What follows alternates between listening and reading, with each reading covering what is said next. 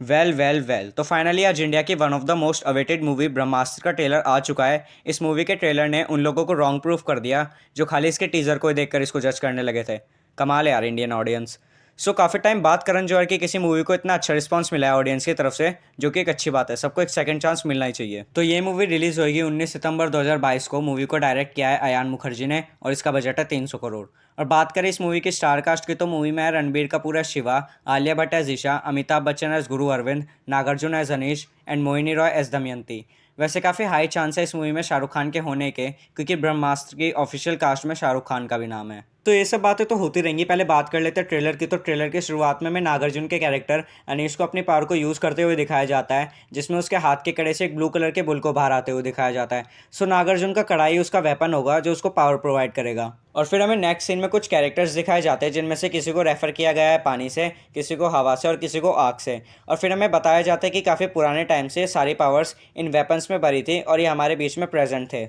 और तभी हमारा मेन कैरेक्टर शिवा इंट्रोड्यूस होता है और साथ में हमें बताया जाता है कि इसे खुद अपनी पावर्स के बारे में नहीं पता।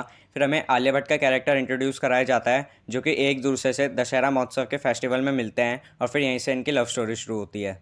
द नेक्स्ट सीन में आलिया भट्ट के कैरेक्टर को शिवा की पावर्स का पहली बार पता चलता है और शिवा उसे बताता है कि उसका आग के साथ कुछ रिलेशन है, उसको आग से कुछ नहीं होता।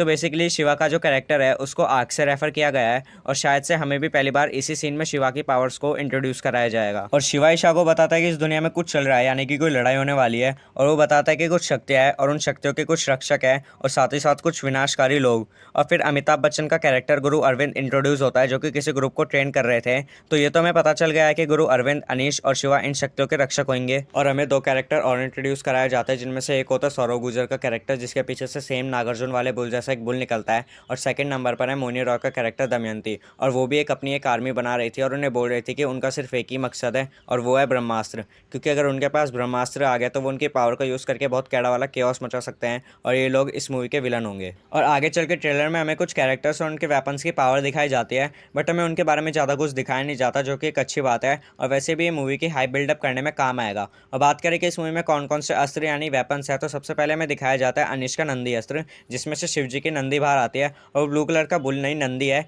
क्योंकि हमें इस सीन में शिवलिंग और नंदी दिखाई जाती है।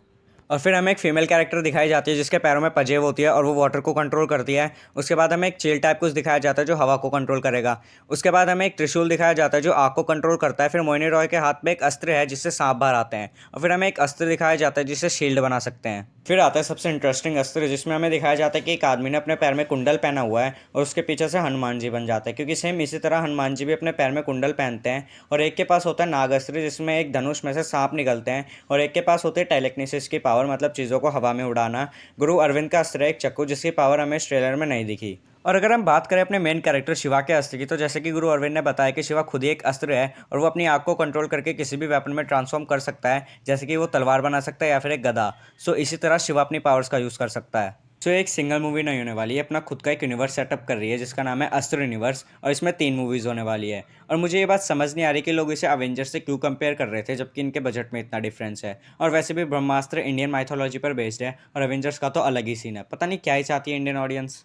मेरी तो मूवी के लिए बहुत ही ज़्यादा एक्सपेक्टेशंस है जो कि नहीं होनी चाहिए, बट मैं क्या करूँ, मूवी लगी इतनी औसम रही है। और मूवी के बैकग्राउंड स्कोर ने तो मेरा दिल ही चुरा लिया है।